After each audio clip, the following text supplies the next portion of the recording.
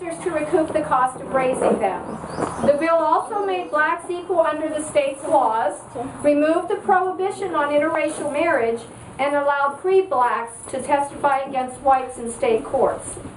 Everyone who had a Negro or mulatto slave had to file with the county clerk of quarter sessions and state the number of slaves they owned, their name, their gender, and their age. In Westmoreland County, 695 slaves were recorded. The names of the slave owners were among the most prominent and wealthy people of the county at that time, including 2 clergymen and 6 of the early ministers from the Pittsburgh area. Many of the slave owners are from the southern part of the county, whose confusion with Virginia was long-standing. Some slaveholders moved to Maryland or Virginia to avoid complying with the Pennsylvania laws.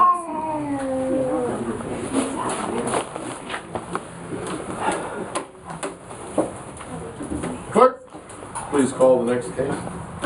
The next case is the Republic versus John McCracken. The charge is fornication. Who makes this charge? Please approach the bench. Is John Moe. Mr. McCracken, I say. Oh, thank you. What do you have to say, ma'am? Your Honour, my name is Mary Beeler, and I'm here today to claim maintenance on this man. 7 years ago, he declared love for me. He came to my bed, and he did promise marriage, and so forth. A child was born, and in the last 7 years, I have not seen him, and I have had to bring the child up by myself. I have worked hard. I've had to take in extra work and sewing, and if it wasn't for the kind hearts of the townsfolk, I don't know how I would have managed. I need some extra help financially, and I do declare that I'd like him to offer it to me. Is this the child in the front row here? Yes, this is my dear Emma. Can you not see the resemblance? Yes, I see a very nice resemblance. Sir, what do you have to say? Your Honor, I do not dispute that I've known this woman, and in fact, loved her, In the biblical sense. without question. However, the reason I have gone away is because I have been out fighting for the cause of independence. That's why Maybe once or twice in 7 years, let me know you were alive. Let me know, just abandon me. Well, I would have, except for after the first year, a man in my own unit, who lives not far from here, admitted to laying with her as well. So I cannot be sure that the child is in fact mine. Oh, but she looks like you, sir. Mr. McKee. This is nice. Yes. This man was in my unit and has admitted to I that. have never seen this man in my life. Are you sure? Perhaps I should charge you both. I never slept with her. You see?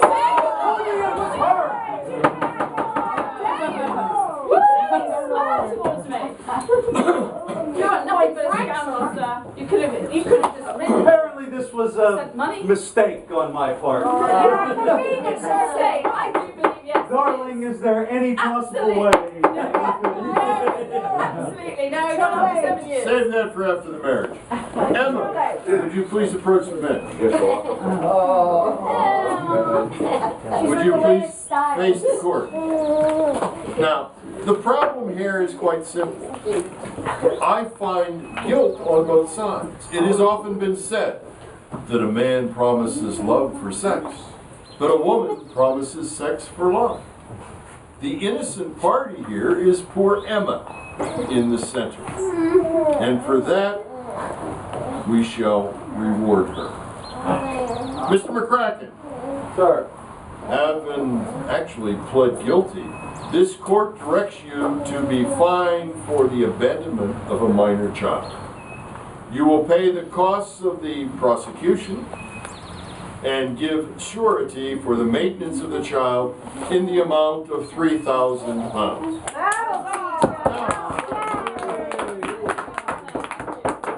I do admire you for the role you're playing in the militia. I find great respect for that. But you do have a responsibility to supported Emma. their You children. stand committed until this judgment is complied. Indeed, sir. You may be seated, Emma.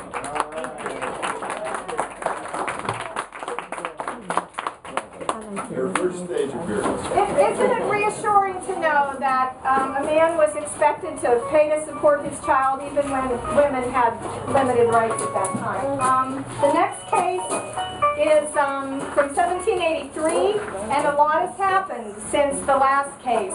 Hannastown was attacked on July 13, 1782 by Native Americans and their English allies, burned to the ground.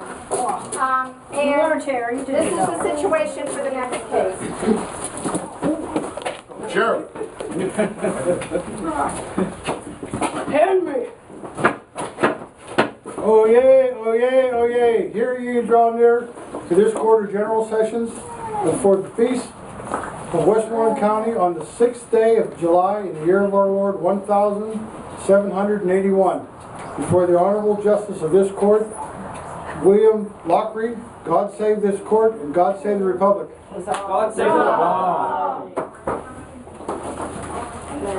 Clerk. The Republic versus John Smith, a felony charge of theft. William Perry has placed charges against John Smith for the theft of his horse. The horse was identified as the one belonging to Mr. Perry. He's a scoundrel. Certainly did. Let me take custody of this scallywag. Mr. Smith, He looks good to me. a horse is a very valuable possession.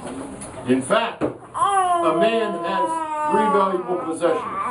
His horse, his winch, and his rifle.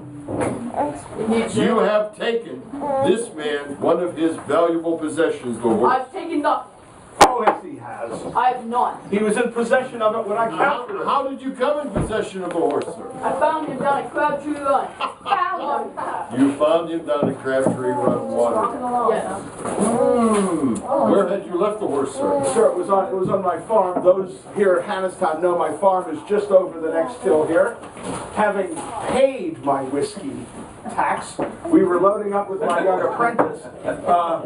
We were going to take a load of rye whiskey to Carlisle, and I go around to the outhouse to prepare for the journey. I come back, the gelding is missing, along with the goods. So my young apprentice, Mr. Ringgold, we searched for it, and not too long, down by Crabtree Run, there was the gelding, but no goods, and this young man in possession of it. No goods? No goods. Wonder what happened. Mr. Brigland, He moves fast. do you know anything about the disappearance of the whiskey from this man's horse? He drank it. Not even he could drink